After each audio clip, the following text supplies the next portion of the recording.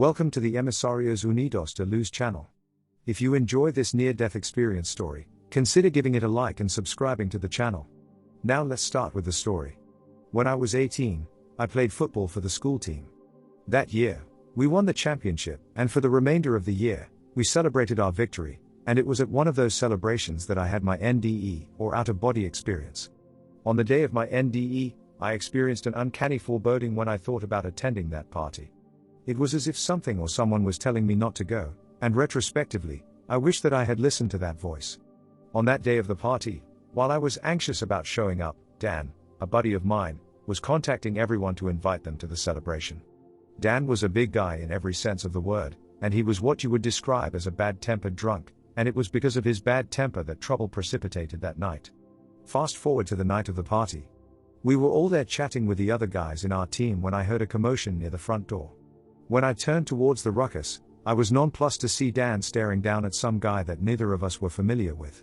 While Dan begged the guy to take the first swing, I could hear a voice in my head cautioning me not to get involved.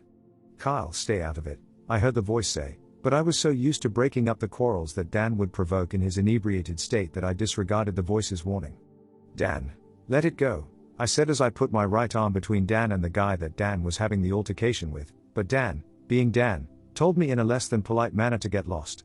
Things quickly escalated out of control, and it wasn't long before Dan and I were fist fighting against the guy and some of his friends. Others intervened to break up the fight, and it seemed that everyone had calmed after letting off some steam and that the matter was closed. Unfortunately, that wasn't the case, as the guy with whom Dan initially expressed his grievance went to his car, grabbed a pistol, and fired multiple times at Dan and me before tossing the weapon and fleeing.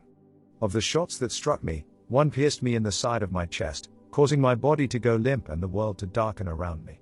The next thing I knew, I was looking down from a position above my body as panic ensued beneath me. I watched as my girlfriend screamed at my body to wake up and as one of my friends called the emergency number. My girlfriend, realizing that I wasn't revivable, rested her head against my chest and began to cry, and yet, as I looked down upon her and my unconscious body, I felt no emotion towards her, towards my dying body, or towards anything that was happening in the room beneath me. At the time, I didn't understand why that body, which at that moment I regarded as a piece of clothing that I had just divested myself of, was fighting to stay alive. Some time later, the paramedics arrived. I have 3 bullet wounds. 2 to the upper chest cavity and 1 to the upper bicep area. I'm going to field tube him. "We need to get this kid to the hospital immediately because he has a collapsed lung," said one of the paramedics to the other as they worked on me. Then the paramedics carried me to the ambulance on a gurney. I could feel my body pulling at my spirit body on the ride towards the hospital while I watched dispassionately as the paramedics continued to work on the meat suit that was a body I used while on Earth. I've got an 18-year-old male with multiple gunshot wounds. I have an endotracheal tube in, but this kid likely has a collapsed lung. You may want to have a trauma team ready, I heard one of the paramedics communicate to the hospital. It was then that the heart stopped beating in the hunk of flesh that was my body, and at the moment of its death, I could feel my spirit form accelerate at the speed of light through a tunnel of clouds illuminated by a source of light that was brighter than the sun. This must be what it would be like to be drawn upward by a tornado, I thought as I accelerated through the tunnel. As I reached my destination, I was greeted by the most beautiful chorus of angelic voices singing their angel song. As I began to drift closer to the source of the music, I became aware of the most sweet, beautiful, and loving presence, and it was then that I saw who I recognized to be Jesus Christ. The moment I experienced the overwhelming love and peace of Jesus, I knew that I wanted to stay with him forever. It was an indescribably beautiful love that emanated from him, and it was the happiest I had ever felt. The magnitude of his love is truly inconceivable, as was the happiness I experienced as my spirit drew his love. As I beheld him in heartfelt and soul-felt awe and reverence, Jesus, the embodiment of divine love, approached me in his long white robe. With his green eyes, curly hair, and trimmed beard, Jesus was beautiful, but the beauty of the divine love that he emanated elevated that beauty to a level that cannot be expressed in words. "Hello, James," he greeted, conveying in his tone that we were very old friends. "No, my son, you are not dead. You are in between worlds," he explained by way of answering the foremost question in my thoughts. "In between? What do you mean?" I asked. "Yes, my son. You are here to make a decision. You haven't yet made the decision because there are things keeping you tethered to that life on Earth," he explained. I knew what was keeping me tethered, but I also knew how I longed to stay with Jesus. "What happens if I stay?" I asked telepathically. My son, if you stay, you will come to live with me and my Father in heaven, he replied. What if I decide to go back? I asked. Jesus smiled and said, you will make a lot of people happy, especially those that have not been born yet. It was then that 3 children appeared before him, and though I did not know who these children were at the time, they all called me Dad. When I saw those children, I knew at that moment that I had to go back. I have made my choice, Lord, I communicated to Jesus. Very well, my son, but there is something else that I must show you before sending you back. The earth is going through a lot of changes, and you need to know what is to come, he said. No sooner did he convey his intention, that I began a life review, and during that review, I reviewed things I had done during my life that I was proud of, and I reviewed the things I had done that I wasn't so proud of. The life review gave me the opportunity to experience the emotional reactions of all of whom I had interacted with, such that I was able to feel their pain or elation. I experienced the heartbreak of those whose hearts I had remorselessly broken and the hurt I had caused with my callous and thoughtless words.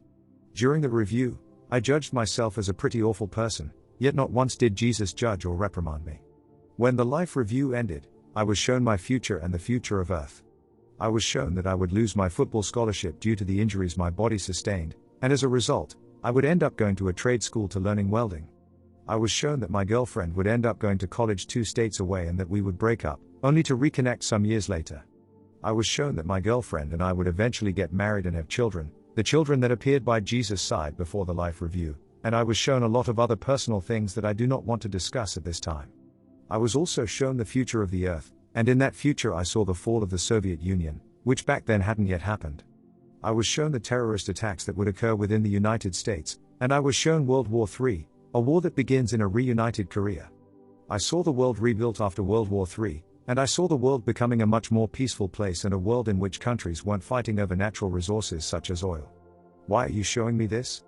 I asked Jesus, to which he replied, because you need to know what's coming when you return.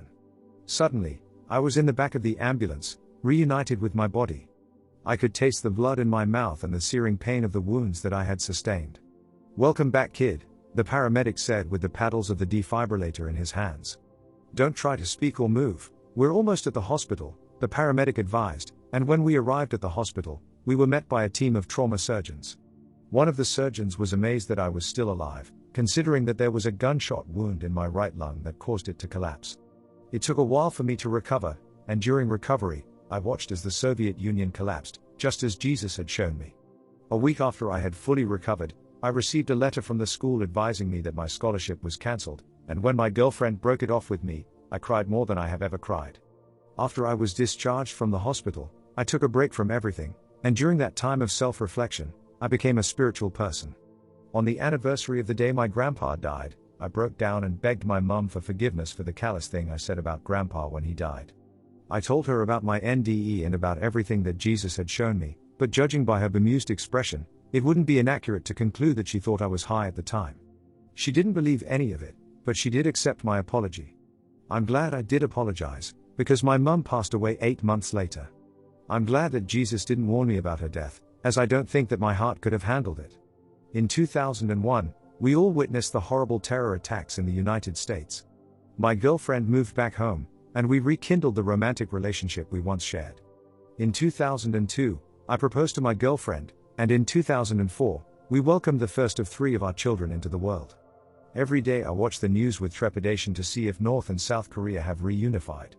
15 years after the incident, I received a letter from the guy who shot me at the party, and in the letter he asked me for forgiveness, and it took everything that I had in me to forgive him. Dan's temper unfortunately got the better of him, and he ended up in prison. It has been 20 years since my NDE, and when I gave my wife an account of my experience, she laughed, relegating the experience to the realm of fantasy.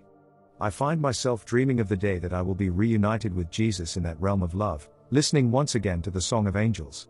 The future may not be ideal, but I take comfort in the knowledge that Jesus and our Heavenly Father are ever present and in the fact that there is a heaven awaiting our arrival.